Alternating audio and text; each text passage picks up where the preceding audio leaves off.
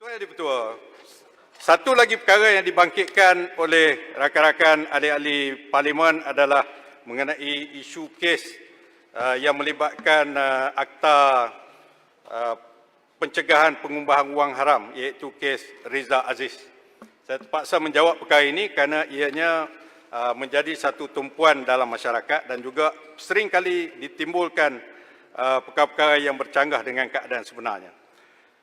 Yang Berhormat Puchong, walaupun tidak ada di sini, saya ingin menjawab soalan beliau, membangkitkan satu kes iaitu yang melibatkan seorang yang bernama Reza Shahriz bin Abdul Aziz ataupun Riza Aziz, dituduh di Mahkamah Session Kuala Lumpur pada 5/7 tahun 2009 dengan 5 pertuduhan di bawah Seksyen 41A Akta Amlatfa ataupun Akta Pencegahan Pengubahan Wang Haram dan Pencegahan Pembiayaan Keganasan 2001. Reza Aziz telah dituduh melibatkan diri dalam pengubahan wang haram, menerima hasil aktiviti haram berjumlah 248 juta USD ataupun lebih kurang 250 juta, kata Puchong, di antara April 2011 hingga November 2012. Mengikut peruntukan ini, jika didapati bersalah dan disabitkan, beliau boleh dihukum denda tidak melebihi 5 juta, penjara tidak melebihi 5 tahun dan kedua-duanya sekali. Saya nak sebut ni kerana takut dibangkitkan kenapa hukuman ataupun keputusannya tidaklah begitu besar sebagaimana wang yang terlibat. Mengikut akta ini, dia hanya boleh dihukum denda tidak melebihi 5 juta saja. Ini adalah akta sebelum pinaan tahun 2014. Apabila dituduh di mahkamah, sebagaimana biasa yang disebut juga oleh YB Puchong adalah peranan peguam yang mewakili seseorang tertuduh membuat surat yang dipanggil surat representasi kepada pihak pendakwa raya. Untuk pendakwa raya di bawah perkara 145 fasa 3 perlembagaan, pendakwa raya mempunyai kuasa untuk sama ada memulakan kes, menjalankan kes ataupun untuk memberhentikan apa-apa prosiding. Ini adalah kuasa mutlak ataupun kuasa budi bicara yang amat luas kepada peguam negara, satu orang saja. Jadi dalam kes Riza Aziz, ini jelas, dalam kes Riza Aziz, apabila beliau dituduh pada 18 November tahun 2019, peguam kepada Reza Aziz telah membuat satu surat representasi kepada Jabatan Peguam Negara memohon supaya pertuduhan, 5 pertuduhan kepadanya ditarik balik atau dikaji semula. Syarat di dalam surat representasi Riza ini, dia kata dia bersetuju untuk serahkan hak dia kepada 3 harta dia yang berada di Amerika Syarikat yang disita oleh DOJ, iaitu satu banglo di Beverly Hills, California, satu pangsapuri di New York, satu rumah bandar di London, United Kingdom. Itu yang pertama, dia surrender his right kepada 3 properti ini. Yang kedua, Reza Aziz juga bersetuju supaya wang yang telah dirampas oleh Mahkamah Tinggi Kuala Lumpur dan disita dilucut hak. Wang Malaysia 537,000 Rupi Sri Lanka 2.87 juta dan 2,700 pound sterling, dan Reza Aziz juga menyatakan beliau bersedia untuk membayar compound. Compound ini juga merupakan satu perkara yang ada di dalam akta AMLA ini, iaitu di bawah Seksyen 92 mengatakan jika sesuatu kesalahan telah di-compound, maknanya di bawah AMLA ini seseorang yang dituduh atau belum dituduh boleh minta dibayar compound. Jadi apabila Seksyen 92(4) AMLA mengatakan sesuatu kesalahan jika telah di-compound, maka tindakan pendakwaan tidak boleh dibuat ke atas orang itu, dan kalau pendakwaan telah dibuat, maka ianya telah ditarik balik. Itu 18/11/11 tahun 2019. Ini penting, betul-betul. Satu hari selepas Peguam Reza Aziz ini membuat representasi kepada AG pada 19 hari bulan November tahun 2019. Peguam negara pada masa itu, iaitu Tan Sri Tommy Thomas, telah meneliti surat representasi ini. Setelah dia meneliti surat ini, Tuan Dipertua, Tan Sri Tommy Thomas sebagai Peguam Negara telah membuat satu nota tulisan tangan berwarna dakwat berwarna merah di atas tanah tersebut, di atas surat tersebut. Saya baca, ini adalah kopi sebenar. Surat ini ditujukan kepada seorang yang bernama Ram. Semua orang kenal. Ram, in the light, dalam bahasa Inggeris, betul? Ram, in the light of the statements in paragraph 5.10, 5.14, 5.15, 5.18, and 5.19. Ini penting. I am prepared to consider this representation. Ini Tommy Thomas. Ya, nanti dulu. Paragraph 5.20 contains the terms of the proposed settlement. I await your advice. Ditandatangani TT 1911 Attorney General with the rubber stamp. Ya. Ini ada di dalam surat representasi yang telah dihantar oleh Peguam kepada Reza Aziz kepada Peguam Negara. Dengan kata lain, maknanya tuan-tuan ahli-ahli yang berhormat sekalian ialah Peguam Negara pada asasnya telah bersetuju kes Reza Aziz ini dibenarkan, dikompaunkan dan diselesaikan tanpa melalui pendakwaan. Itu yang penting. Tuan Dipertua, Tuan Speaker. apabila kita melihat perkara Tuan Sri, ini, Terima kasih Speaker. maka rekod kita menunjukkan bahawa, rekod Peguam Negara menunjukkan bahawa Datuk Seri Gopal Sri Ram, iaitu pendakwa raya kanan yang dilantik oleh kerajaan mengendalikan kes ini, telah berbincang dengan Ketua Pesuruhjaya SPRM pada masa itu, Puan Latifah Koya, dan Gopal Sri Ram dan Latifah Koya telah mencadangkan supaya cadangan-cadangan dalam representasi ini diterima oleh SPRM. Ini jelas. Oleh sebab itu, pada 11 hari bulan itu, 19 hari bulan 11 tahun 2019. Kemudian, rentetan selepas itu, pada 11 hari bulan 3, satu lagi surat representasi dimasukkan oleh Peguam kepada Reza Aziz, kepada AGC pada masa itu. Beliau memberi aku janji bahawa Reza Aziz akan mematuhi segala terma dan syarat yang dikenakan oleh SPRM ke atas kelima-lima tuduhan ini, dan atas dasar itulah pada selepas Kerajaan Perikatan Nasional menjadi kerajaan dan berlaku pertukaran AG, pertukaran Peguam Negara, oleh kerana Peguam Negara yang lalu meletakkan jawatan, maka Peguam Negara yang baru telah diberi taklimat oleh timbalan-timbalan pendakwa raya yang mengendalikan kes ini, dan mereka telah memberitahu kepada Peguam Negara yang baru pendirian ataupun ketetapan yang telah dibuat oleh Peguam Negara yang lama. Maka atas dasar sebagai satu jabatan yang sama, maka Peguam Negara yang ada sekarang ini telah bersetuju untuk menerima tawaran Reza Aziz untuk beliau dikompaunkan berdasarkan Seksyen 92 Akta Amla, tertakluk kepada pematuhan yang ketat kepada semua terma dan syarat. Oleh sebab itulah, pada 16 hari bulan 4, 2020, SPRM telah beritahu kepada Peguam Reza Aziz bahawa pendakwa raya bersedia untuk memohon supaya kes Reza Aziz ini diberikan perintah pelepasan tanpa pembebasan ataupun discharge not amounting to acquittal, sebagaimana yang diketahui oleh semua pihak-pihak yang kita semua tahu.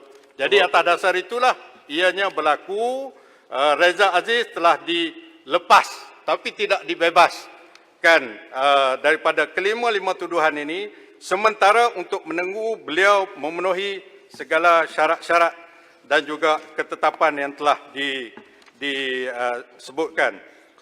Pang nak tanya? Pang tak cakap dulu. Saya ada. Boleh lah. Okay, terima kasih. Terima kasih kepada Tuan Speaker. Terima kasih kepada Yang Berhormat Kelantan. Yang Berhormat Kelantan. Yang Berhormat Ketua Baru dan juga Menteri. Relax. Okey. Yang Berhormat, saya nak tanyalah. Tadi Yang Berhormat telah bacakan catatan daripada Yang Berhormat Tommy Thomas ataupun Peguam Negara. Okey. Saya bila Yang Berhormat baca tu, bagi saya lah, tak boleh Yang Berhormat terus buat conclusion bahawa dia telah bersetuju. Surat itu bagi saya qualified lagi. Sebab dia kata, I'm prepared. Itu yang saya faham. Kemudian dia kata, saya menunggu your advice daripada Kopassus Sri Ram. Jadi bagi saya lah, berdasarkan surat itu, Kopassus Sri Ram kena bagi advice, lepas tu tak spesifik dia ikut. Jadi Yang Berhormat mengatakan dia telah setuju. Bagi saya itu is misleading dengan izin. Jadi saya rasa Yang Berhormat, you are misleading this parliament. Saya minta dia ambil tindakan bawah 3612. Sri Ram telah bincang You are misleading. You are misleading. You are misleading. telah bincang dengan You are misleading. untuk 3612 saya ambil tindakan perkara ini.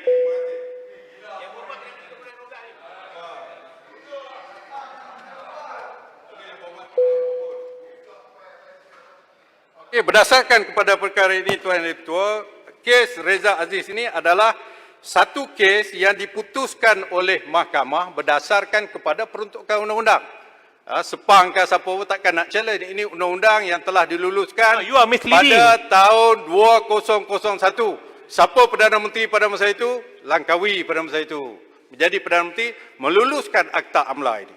Yang keduanya Yang Berhormat Puchong dalam perbahasannya telah membangkitkan kononnya penyelesaian yang dibuat antara Reza Aziz dengan Peguam Negara ini satu perkara yang melanggar Akta Kontrak iaitu Seksyen 24. Saya nak jelaskan kepada Dewan Yang Mulia ini bahawa sebenarnya dan sesungguhnya penyelesaian sesuatu kes, bukan saja kes Reza Aziz, sesuatu kes yang melibatkan kesalahan di bawah AMLA tidak boleh terjumlah kepada satu perkara yang dipanggil sebagai satu kontrak. Khususnya yang disebut oleh Yang Berhormat Puchong di bawah Seksyen 24 Akta Kontrak. Ini bukan kontrak. Ini adalah perundingan di mana di dalam Kanun Tata Cara Jenayah Yang Berhormat Sepang, CTC, ada satu seksyen yang jelas iaitu Seksyen 172C boleh bagi ruang. yang mengatakan bahawa 172C ini ada perundingan sebelum perbicaraan. Yang Berhormat baca betul-betul lah Seksyen 24 Plea bargaining ada di dalam undang-undang. Kenapa ilustrasi 24 disebut pasal yang Puchong kata? Yang Berhormat baca tak betul ni seksyen ni.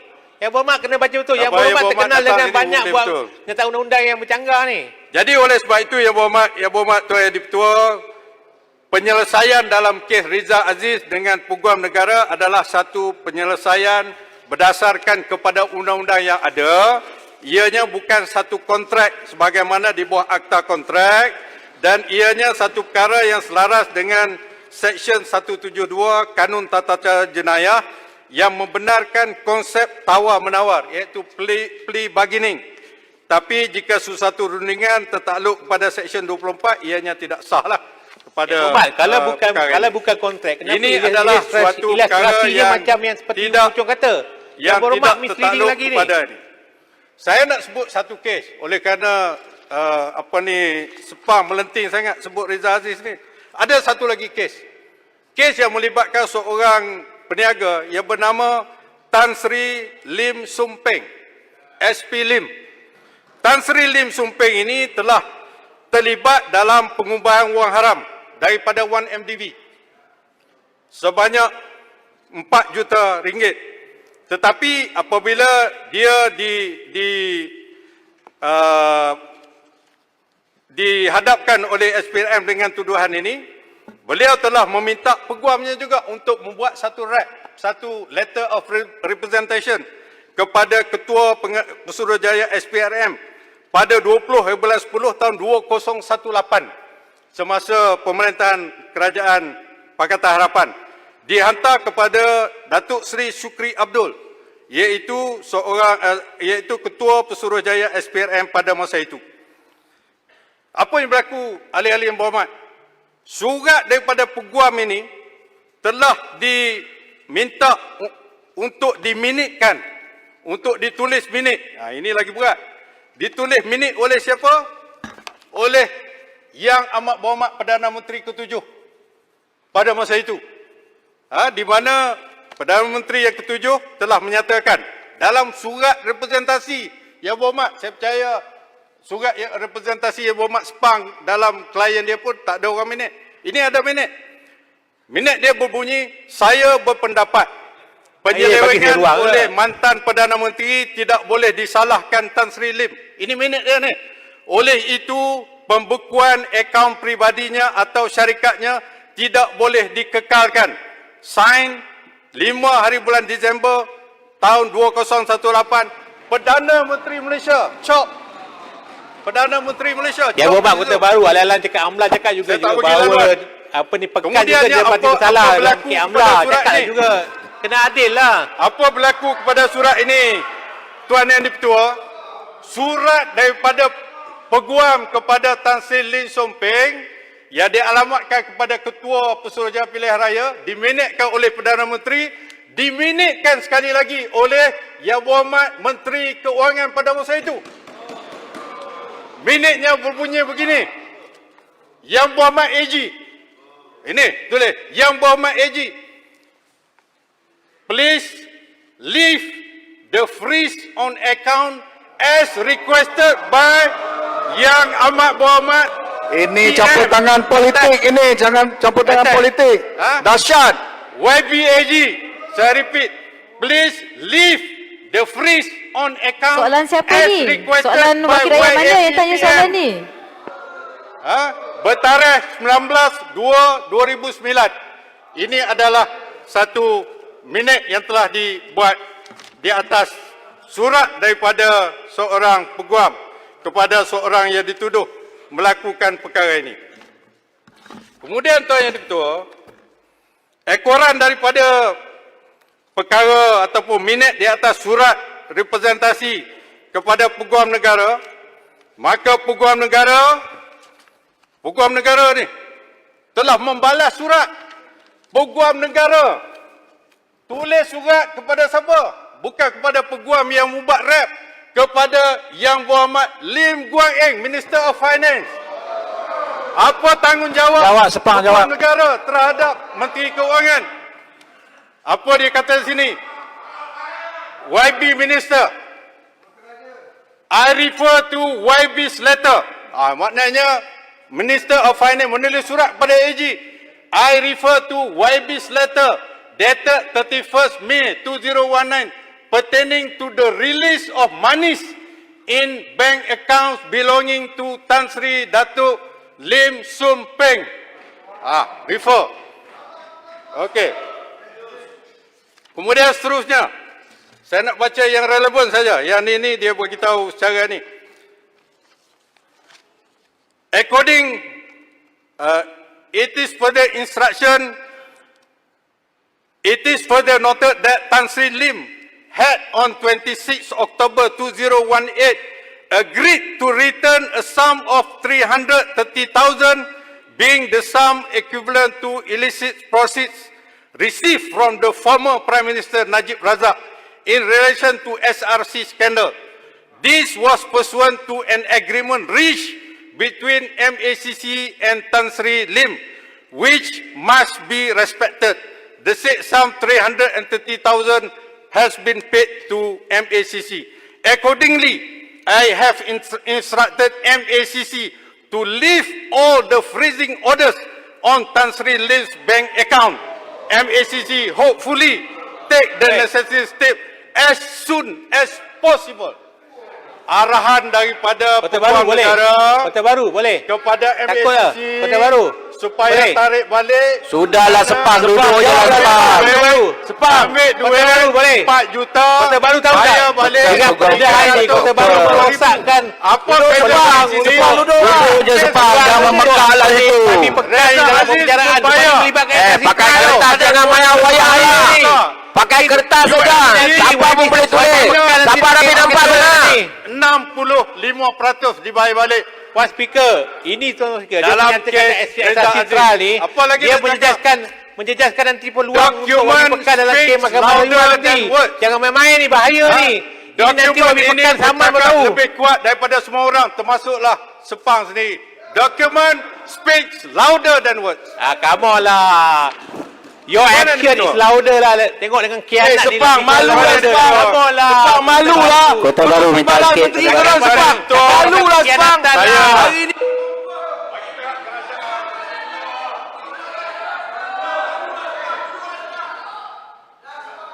Ya Muhammad. Ya Tuan Muhammad. Ketua, Ya. Ya Muhammad. Ya Muhammad ada 8 minit lagi, 8 minit lebih. Kalau Yang Muhammad tak nak jawab secara lisan, Yang Muhammad boleh jawab secara bertulis lah pada soalan-soalan yang lain. Kota Baru, Soalan Kanga lain, minta Tuan sikit Ketua. Kota Baru. Next jadi point. saya nak simpulkan dalam kes Reza Aziz Tuan Yang Dipertua bahawa apa yang telah dibuat oleh mahkamah adalah berdasarkan undang-undang tanpa campur tangan daripada kerajaan sama ada Prime Minister ataupun Menteri Keuangan sebagaimana di zaman sebelum daripada itu. Kota Baru, Kanga minta sikit. Boleh? Tuan Yang Dipertua, Kanga minta sikit. tak apa saya dah selesai tajuk ni Kanga, minta maaf. Sikit je. Tuan Yang Dipertua, saya nak Tak sebut berani, satu tu. lagi kes. Satu lagi kes yang menjadi buah mulut dan juga menjadi persoalan di dalam masyarakat kita. Ini termasuklah SPANG. Lepas ni SPANG boleh tanya. SPANG mengatakan kenapa bekas ketua menteri Sabah dilepaskan. Sebenarnya bukan lepas.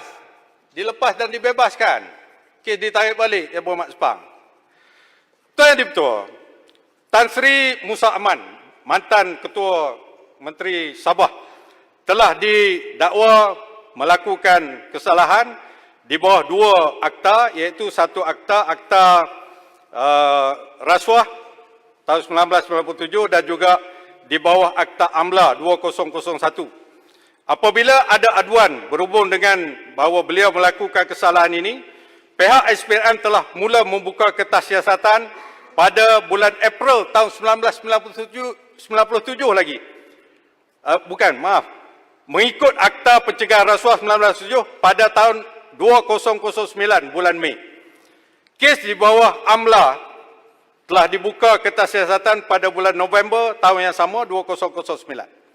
Oleh kerana kerajaan pada masa itu menganggap kes ini merupakan kes yang besar dan melibatkan keuangan yang besar dan juga melibatkan institusi perbankan di luar negara, maka kerajaan pada masa itu telah menumbuhkan suatu joint operation untuk siasatan yang dijalankan bersama oleh SPRM Malaysia dan juga satu badan yang dinamakan Independent Commission Against Corruption, ICAC, iaitu sama dengan SPRM Hong Kong. Pada tahun 2010, setelah hasil siasatan diteliti oleh Jabatan Peguam Negara, Jabatan Peguam Negara telah menemui satu kesimpulan bahawa wang yang dibekukan di Hong Kong, iaitu sebanyak 47.6 juta USD yang dikaitkan dengan Tan Sri Musa Aman, sebenarnya pada pandangan AG pada masa itu, Tan Sri Gani Patair, adalah satu dana politik ataupun political fund milik UMNO Sabah. Itu dapatan daripada Peguam Negara pada masa itu, bukan kerajaan. Oleh sebab itu, pada tahun 2010 itu juga, Peguam Negara telah berhubung dengan ICAC di Hong Kong, iaitu SPRM Hong Kong, bertanyakan apakah dapatan ataupun finding daripada ICAC terhadap siasatan duit yang disimpan di beberapa bank Hong Kong. Pada 14 hari bulan 10 tahun 2011, ini tarikhnya, ICAC Hong Kong mengesahkan dengan SPRM Malaysia bahawa mereka dapati tidak ada kes di dalam kes Tan Sri Musa Aman. ICAC memutuskan untuk melepaskan pembukuan akaun Tan Sri Musa Aman di Hong Kong. Pada 12 bulan 7 tahun 2012, Tan Sri Gani Patair selaku Peguam Negara telah berbincang dengan Peguam Cara Negara pada masa itu yang bernama Datuk Tun Majid dan bersetuju untuk mengklasifikasikan kes ini sebagai kes NFA, No Further Action, tidak ada apa-apa tindakan yang diambil. Habis pada tahun 2012. Tiba-tiba pada bulan Jun 2018, apabila Pakatan Harapan menjadi kerajaan, mungkin atas desakan politik dan sebagainya, SPRM telah diarahkan untuk membuka semula kertas siasatan ini untuk siasatan lanjut. Akhirnya, atas arahan juga, pada 5 November tahun 2018, Tan Sri Musa Aman telah dituduh di Mahkamah Session Kuala Lumpur dengan 35 tuduhan rasuah melibatkan wang berjumlah 63.3 juta USD dan ianya disimpan di 8 bank dan institusi keuangan di Hong Kong, China dan Singapura. Itu bulan November 2018. Pada bulan Mac 2019, sebanyak 16 lagi tuduhan tambahan di bawah Akta AMLA telah dikenakan kepada tertuduh ini, menjadikan semuanya 51 kes, 16 di bawah rasuah, 35 di bawah AMLA, menjadi 51 kes. Tetapi pada 8 Oktober tahun 2019, pihak pendakwa raya di bawah Tan Sri Tommy Thomas telah mengarahkan supaya 5 daripada 35 kes rasuah ditarik balik. Ini zaman pemerintahan PH. Charge 35 kes, akhirnya pada bulan Oktober ditarik balik sebanyak 5 tuduhan, meninggalkan 46, iaitu 30 campur 16. Pada 13 Februari tahun 2020, pihak pembelaan telah memasukkan permohonan untuk membatalkan semua tuduhan, to set aside and quash the charges, dengan izin atas alasan kes ini tidak ada asas ataupun groundless. Ini ada dalam undang-undang. Pada 13 Mei 2020, satu rap lagi dimasukkan oleh Tan Sri Musa Aman kepada AGC supaya ianya kes terhadapnya ditarik balik. Di sinilah bermula pada 5 hari bulan Jun tahun 2020, Tan Sri Gani Patail, mantan AG pada masa itu, pada antara tahun 2002 sehingga 2012, telah memasukkan satu affidavit di dalam mahkamah sebagai menyokong permohonan representasi daripada Tan Sri Musa Aman berdasarkan kepada alasan yang dinyatakan oleh Musa Aman adalah benar dan ianya mempunyai asas. Maka Tan Sri Gani Patail telah membuat satu affidavit yang secara conclusionnya menyatakan bahawa siasatan dalam kes ini menunjukkan tidak ada salah laku rasuah oleh tertuduh dan ianya adalah selaras juga dengan keputusan yang dibuat oleh ICAC. Dan selepas daripada itu, peguam negara yang ada sekarang ini bukan saja peguam negara yang ada pada masa itu, Tan Sri Gani Patail menyatakan dalam affidavitnya, beliau bukan membuat keputusan secara berseorangan. Sebaliknya, beliau telah membuat perbincangan dengan beberapa pegawai-pegawai tinggi yang berkenaan, antaranya Datuk Seri Tun Majid Tun Hamzah, Ketua Bahagian Pendakwaan Jabatan Peguam Negara, Tan Sri Abu Kasim Muhammad, mantan Ketua Pusuruhjaya SPRM, Datuk Seri Mustafa Ali, mantan Ketua Siasatan SPRM. Kesemua mereka telah membuat kesimpulan tidak ada salah laku rasuah dan penggubalan wang haram oleh Tan Sri Musa Aman. Oleh sebab itulah beliau memasukkan affidavit ini untuk menyatakan atau menegakkan suatu keadilan yang sepatutnya ditegakkan oleh seorang yang profesional di dalam perundangan. Maka atas dasar itulah AG yang ada pada hari ini, setelah juga berbincang dengan panel penilai kepada SPRM, telah membuat satu kesimpulan bahawa kes Tan Sri Musa Aman ini adalah satu kes yang tidak boleh sustain, tidak boleh menang jika sekiranya diteruskan perbicaraan di mahkamah. Inilah bagi saya satu konsep keadilan yang ditegakkan oleh kerajaan Perikatan Nasional yang ada pada hari ini, termasuklah oleh peguam negara yang ada pada hari ini. Walaupun ianya merupakan satu kes yang sepatutnya diteruskan, tapi oleh kerana kes ini tidak kuat, penyiasatan menunjukkan ianya tidak berasas, tidak groundless, saksi-saksi utama telah meninggal dunia, saksi-saksi juga menghadapi masalah kesihatan yang serius, dan segala rekod-rekod yang sepatutnya boleh dijadikan dokumen rujukan di Hong Kong sudah tidak ada kerana perundangan Hong Kong selepas 3 tahun segala perkara-perkara dokumen yang ada perlu dihapuskan. Semua jawapan yang lain saya akan buat secara bertulis. Terima kasih Tuan Yang Dipertua. Tuan Betul, tadi dia minta saya, boleh saya kamu lah, boleh boleh, itu baru. Yang Berhormat, Menteri dah tak nak. Tak patut lah, tadi saya nak tanya sebab dia jawapan nanti misleading ni, saya nak kena bagi penjelasan juga Tak ni. boleh, Yang Berhormat minum teh tarik sekejap Sebab lagi. buang masa je bagi Tak, lain. ini pembohong banyak ni masalahnya, Tuan Speaker. Yang Berhormat. Sepang Ini pembohong floor- besar, sepang. Perkataan Ini floor Menteri Okey, Yang Berhormat. okey, saya tak balik pembohong, Bagi tapi balik. saya nak beritahu dengan Okey, dah. YB Kota Baru, sepatutnya Tak, Yang bagilah Berhormat. peluang. Duduklah Yang sepang, cukup, Bagilah cukup. peluang, baru ada debate. Sekarang ni saya menjemput Yang Berhormat Senator Takut ni Datuk sebenarnya, Dr. tu sebab tu tak Haji berani. Bagi banyak-banyak lah pun tak bagi Silakan. kita bertanya. Yang Apa ni? Berhormat. Ni ke style kerajaan Perikatan ni? Penakut ni, kerajaan penakut ni. Kerajaan yang tak mahu berhadapan Alah. dengan rakyat.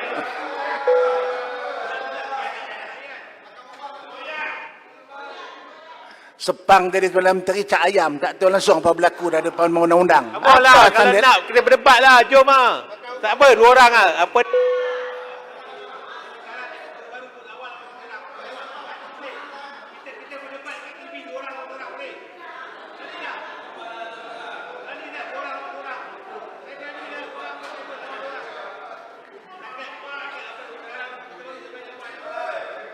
Yang Berhormat Sepang, bekas mufti ni. Silakan Yang Berhormat. Alah Sepang, lawyer tak standard, Tuan Menteri lagi. jom lah, kalau tak sedih kita lawan lah.